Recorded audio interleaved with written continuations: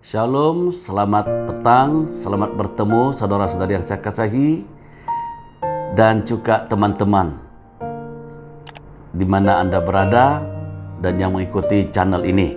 Sekali lagi saya ingin sampaikan pesan khusus, pesan Natal, pesan Christmas tahun 2020 bulan Desember ini.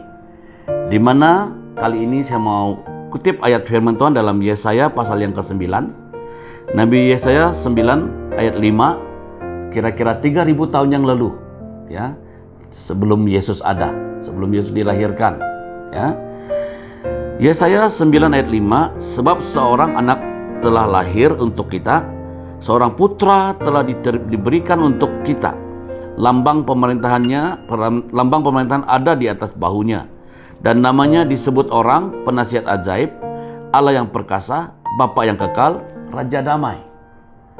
Ya, saya melihat kira-kira satu ketika, ya, tidak tentukan waktu.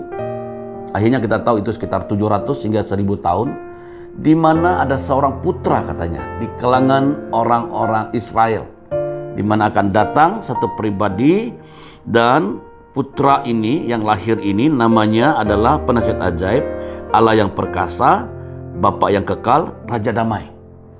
Ternyata yang akan lahir ini bukan hanya seorang nabi, bukan hanya seorang guru, bukan hanya rasul.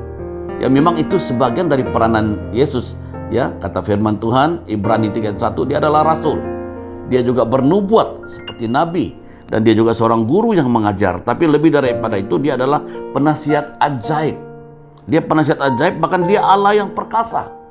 Ternyata dia adalah Tuhan, dia pencipta langit dan bumi yang perkasa, yang kata firman Tuhan juga Bapa yang kekal, dan dia Raja Damai. Dia membawa damai, sukacita di tengah-tengah kekusutan, di tengah-tengah badai, di tengah-tengah pergolakan umat manusia. Tuhan datang, hadirnya ada seperti Raja Damai. Dia juga adalah Bapa yang kekal. Dia rupanya adalah Tuhan pencipta langit dan bumi yang punya peranan sebagai Bapa. Bapa itu pater. Pater itu sumber kesembuhan, sumber kesehatan, sumber kekuatan, sumber dana, sumber kehidupan. Nah, dia dinubuatkan akan datang. Kita bersyukur kemudian itu digenapi pada kira-kira 2000 tahun yang lalu. Ya, setelah dinubuatkan, setelah Injil Matius, Markus, Lukas, dan Yohanes ditulis. Itu menuliskan satu peristiwa, satu kabar, tapi 4 orang menuliskan satu peristiwa yang sama. Penggenapan nubuatan Yesaya 9 ayat 5 ini. Nah, mari kita lihat satu ayat dulu di dalam Kolose, di mana Rasul Paulus menulis surat kepada jemaat Tuhan di Kolose, satu kota pada waktu itu setelah menerima Injil. Dan Rasul Paulus menyingkapkan tentang kelahiran Tuhan Yesus dan siapa Yesus yang sesungguhnya yang dinubuatkan oleh Yesaya itu. Dan Paulus menyampaikan kepada jemaat Tuhan di Kolose pasal 1 ayat yang ke-15 sampai yang ke-20. Ya, saya baca di sini. Keutamaan Kristus. Ia adalah gambar Allah yang tidak kelihatan, yang sulung, lebih utama daripada segala yang diciptakan. Ya, karena di dalam Dia telah diciptakan segala sesuatu yang ada di sorga dan yang ada di bumi, yang kelihatan dan yang tidak kelihatan, baik singgasana maupun kerajaan, baik pemerintah maupun penguasa. Segala sesuatu diciptakan oleh Dia dan untuk Dia. Diciptakan oleh Dia untuk Dia. Dia ada lebih dahulu daripada segala sesuatu, dan segala sesuatu ada di dalam Dia. Dialah kepala tubuh, yaitu jemaat. Ialah yang sulung, yang pertama bangkit dari antara orang mati, sehingga Ia lebih utama dalam segala sesuatu. Ayat ke-19, saya garis bawahi, dengar baik-baik. Karena seluruh kepenuhan Allah berkenan diam di dalam Dia, dan oleh Dialah Ia memperdamaikan segala sesuatu dengan dirinya, baik yang ada di bumi maupun yang ada di sorga, sesudah Ia mengadakan perdamaian oleh darah salib Kristus.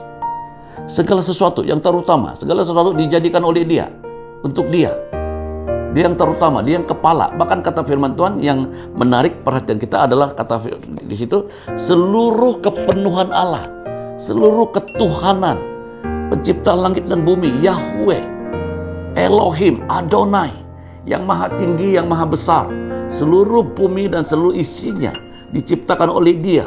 Dan Allah yang hidup itulah, seluruh kepenuhannya itu berkenan diam di dalam Dia. Dia itu siapa? Dialah Yesus yang dinubuatkan oleh Yesaya. Dia adalah penasihat ajaib, Allah yang perkasa, Bapa yang kekal, dan Raja damai. Dia itulah yang jadi manusia. Dia yang begitu besar. Dia adalah mencipta bulan, bintang, matahari, dan semua cakrawala termasuk bintang-bintang yang ada yang masih banyak yang kita tidak tahu. Jupiter, Leo, dan berbagai nama bintang-bintang.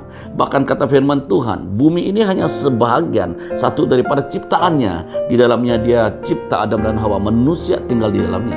Dia begitu besar, begitu dahsyat, sehingga mungkin binatang kalau paling besar di dunia kita yang tahu gajah. Tapi ada bilang dinosaur, ada bilang ya ciptaan-ciptaan yang lain. Tetapi sampai kepada yang paling kecil, kuman, virus, semuanya di dalam pengetahuannya Tuhan. Semuanya ada dalam pengendaliannya Dia.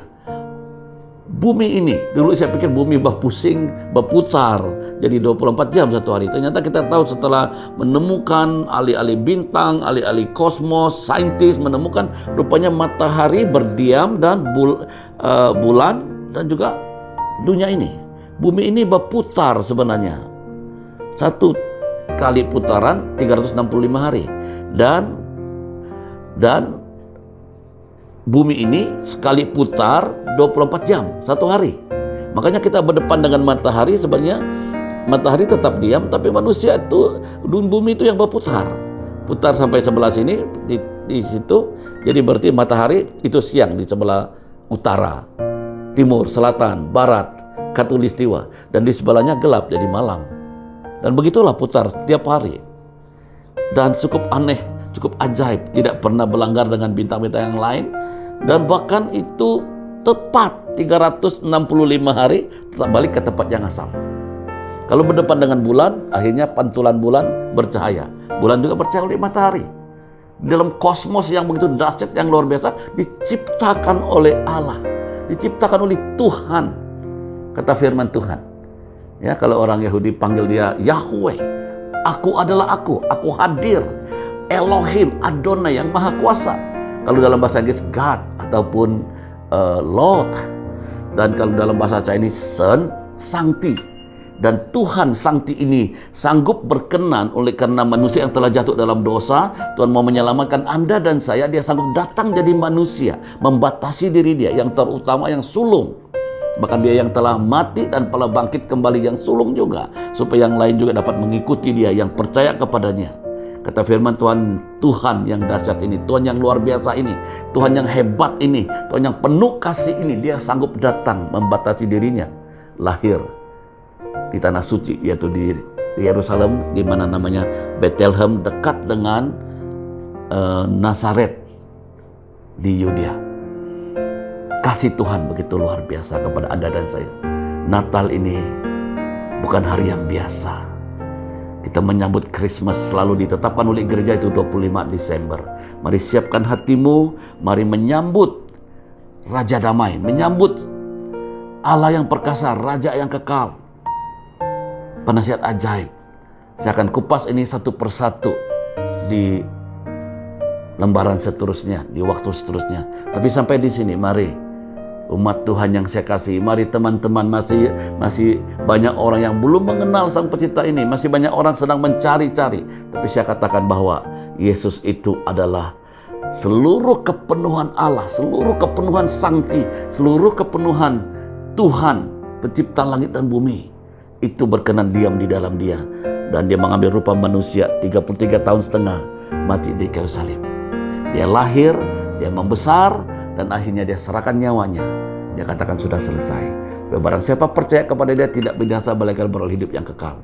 Itulah kabar baik, itulah kabar Injil. Makanya Christmas adalah kabar sukacita, di mana kelahiran juru selamat dunia, di mana Allah jadi manusia. Kiranya kita sambut Natal kali ini dengan pengertian yang lebih dalam, dan kita masuk di dalam satu paradigma yang benar. Natal sesungguhnya Yesus lahir, datang untuk Anda dan saya, karena Dia mengasihimu. Sudahkah Anda menerima hadiah yang istimewa ini, anugerah yang terbesar ini, yaitu Yesus Kristus? Datanglah dan bukalah hatimu. Jadikan dia Tuhan sebagai juru selamatmu, Tuhan dan juru selamatmu hari ini sampai selama-lamanya. Yang sudah percaya, mari kita sambut Natal dengan penuh sukacita dan kesyukuran, walaupun dalam situasi kondisi PKP, yaitu perintah kawalan bersyarat, tapi kita tidak dibatasi. Natal itu di hati kita, Natal itu dalam pikiran kita, Natal itu tidak dipengaruhi oleh pengaruh luaran, tapi dari hatimu, seperti orang Majus, seperti tiga orang gembala. Mereka menyambut kelahiran dengan penuh syukur dan mereka persembahkan mazmur dan kemenyan. Mari kita beri yang terbaik untuk Tuhan. Berikan hatimu kepada Tuhan. Tuhan Yesus memberkati. Selamat hari Natal, selamat hari Krismas. Tuhan Yesus memberkati.